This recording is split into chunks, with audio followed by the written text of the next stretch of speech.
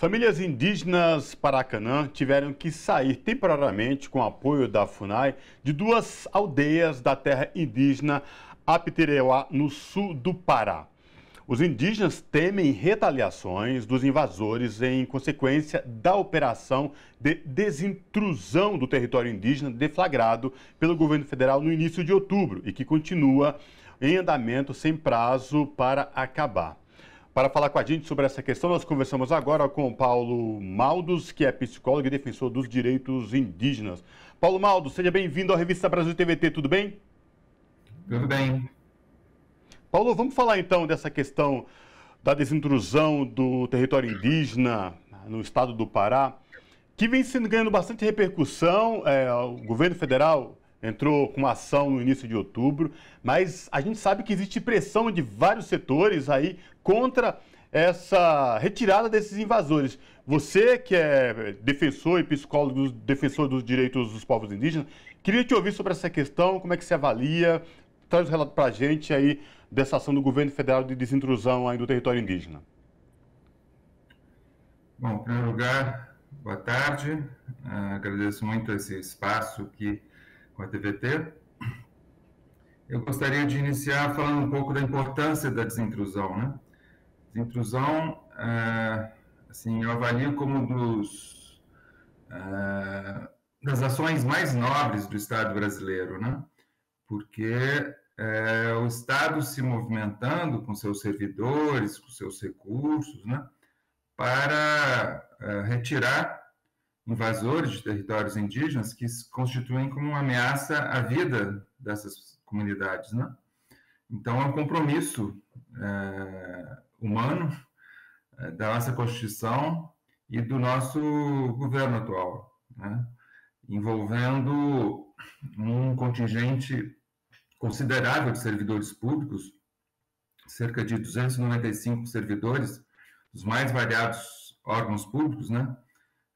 Polícia Rodoviária Federal, Polícia Federal, FUNAI, Ministério da Justiça, e uma IBAMA, e um conjunto imenso, né, de servidores que estão lá para retirar de forma pacífica, ordeira, aqueles invasores, né, que sabem que estão lá ilegalmente, né, e para proteger a vida daquelas comunidades, inclusive o povo Paracanã, ali de Apitereuá, um povo de muito recente contato, né?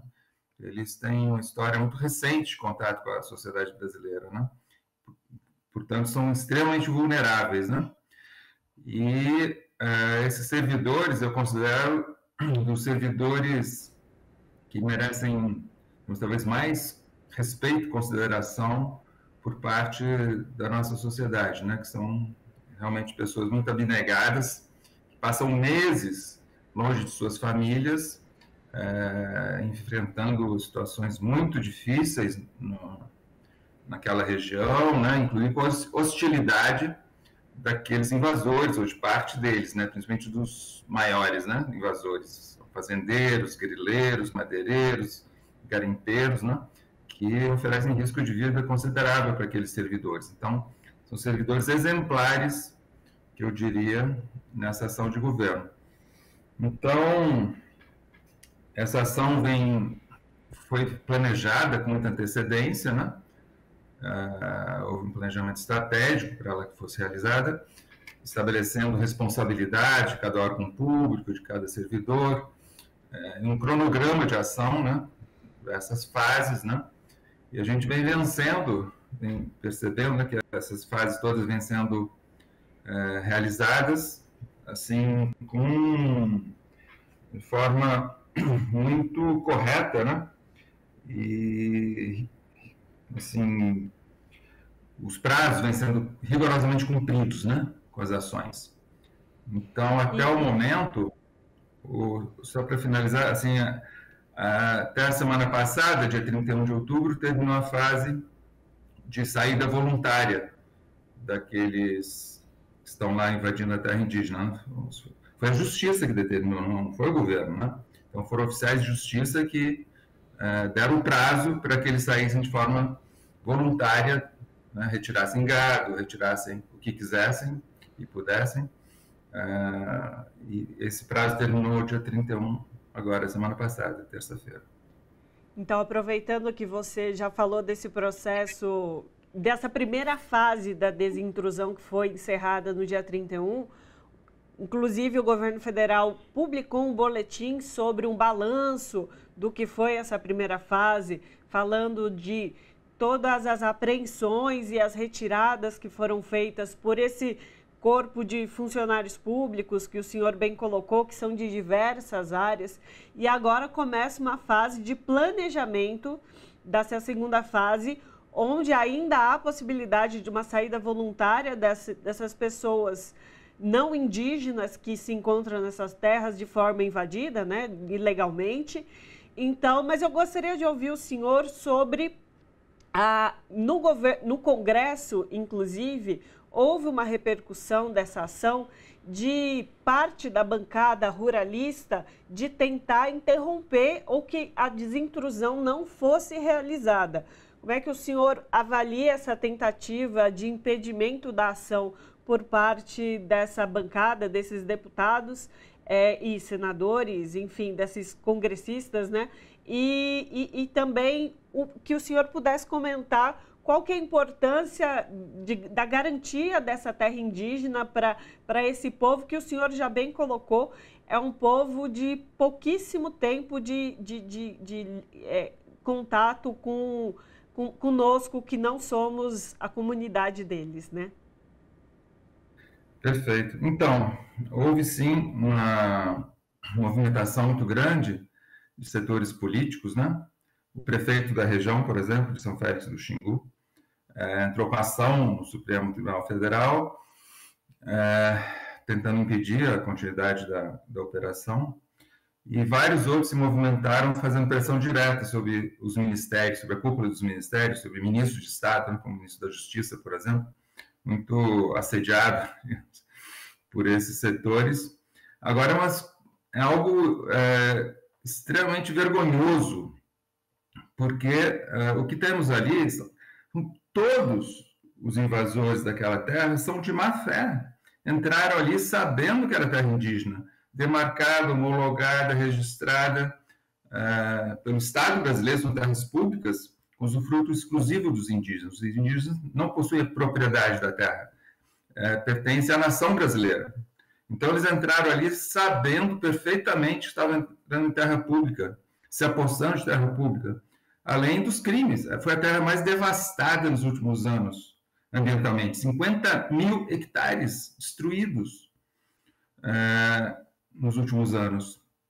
Foi detectado trabalho escravo ali. Teve vários casos de trabalho escravo identificados, né? Muitos criminosos, não estou generalizando, mas foram identificados vários criminosos foragidos ali. Entende? Então, essa ação dos políticos me parece algo assim típico da nossa sociedade, né? Que a dita propriedade privada, né? Basta por cerca que vira propriedade privada no Brasil, né? Ela fica como que algo sagrado, né? Mesmo sendo ilegal, né? Os índios também, o Estado brasileiro também tem direito a ter propriedade, né? A gente está defendendo aqui a propriedade, né? O Estado brasileiro defendendo a sua propriedade, que é da nação brasileira. E eles invadem, destroem, exploram, trabalho escravo, né? E como podem políticos se movimentar em defesa de setores assim, né? Mas, enfim, num breve balanço, também gostaria de dizer que notícia bastante recente, a avaliação que a equipe de governo tem lá dessa fase, né, foi de que cerca de 70% do gado já foi retirado da região. 70% nessa fase voluntária, né? E tem muito gado nos sobrevoos recentes que fizeram, tem muito gado que está reunido, pronto para ser colocado ou em caminhões ou sair nas estradas, né, para ser retirado. Também tem outro contingente de gado pronto para ser retirado. Então, a informação de que forma voluntária, já cerca de 70% já saiu, é muito boa. E fora que tem outros para serem retirados, além do que foi detectado muitas casas vazias, muitas fazendas já abandonadas, prontas para, enfim, serem incorporadas de volta ao Estado brasileiro, né? Que quem é o dono legítimo daquelas terras com usufruto exclusivo das comunidades indígenas. Mas, infelizmente, essa movimentação desses setores na tentativa de proteger os invasores não deu certo. O ministro Barroso, Luiz Barroso, ele rejeitou 2 ações a semana passada, dia 31 de outubro e dia 1º de novembro. 2 ações tinham essa finalidade de estancar, suspender a continuidade da desintrusão. Foram, digamos, o conteúdo do ministro Barroso foi excelente nesses documentos que ele produziu, rejeitando a suspensão, né? Reafirmando os direitos indígenas, reafirmando o processo todo, elogiando e lembrando todo o planejamento feito, que foi aprovado e homologado pelo Supremo Tribunal Federal. Todo o planejamento feito pela equipe de governo foi aprovada, todo o planejamento foi aprovado e homologado pelo ministro Barroso, né? E rejeitou as 2 ações. Mas eles, não satisfeitos, continuaram com pressão violenta sobre esses setores do governo brasileiro, e a gente vê com preocupação alguns sinais de inibição, sabe?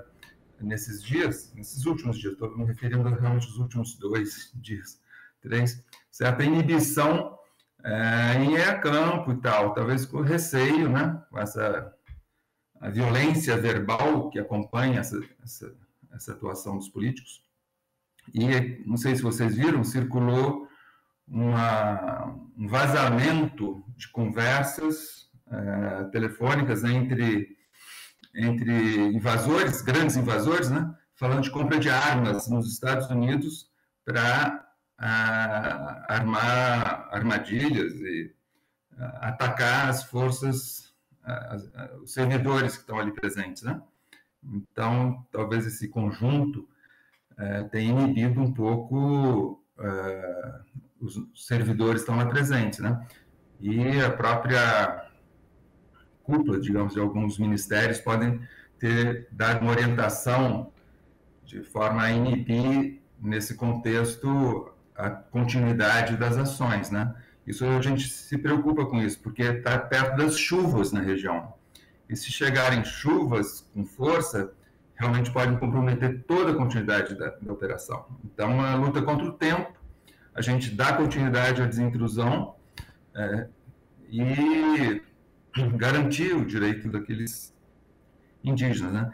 E lembrando, por fim, que o contingente de servidores que está lá, a partir da aprovação do plano de desintrusão pelo Supremo Tribunal Federal, plano aprovado e homologado pelo ministro Barroso, eles passam, digamos, a ser, a referência deles passa a ser o próprio Supremo. Eles têm que prestar contas ao Supremo Tribunal Federal, né? Os servidores têm que executar aquele plano aprovado naquele cronograma, com aquela divisão de responsabilidades que entra FUNAI, IBAMA, Polícia Rodoviária Federal, Polícia Federal, né? INCRA, né? Levando as pessoas, os pequenos, né, de boa fé, que têm direito a políticas públicas para, né, para serem acolhidos em assentamentos de reforma agrária. Enfim, esse continente todo presta contas ao Supremo Tribunal Federal, né? Então, é eles que eles têm que se reportar, prestando conta das ações no tempo certo, com a responsabilidade certa sendo assumida, né? Na perspectiva de garantir o direito de todas e todos, sejam indígenas ou não indígenas, né? Particularmente proteger as vidas daquelas comunidades indígenas, mas garantir o direito de todos e que o processo todo seja transcorra de forma pacífica, ordeira, como vem sendo feito até agora. E assim a gente espera que continue. Conversamos com Paulo Mados, que é psicólogo e defensor dos direitos indígenas, e conversou conosco sobre o processo de desintrusão que acontece no território indígena dos Paracanãs.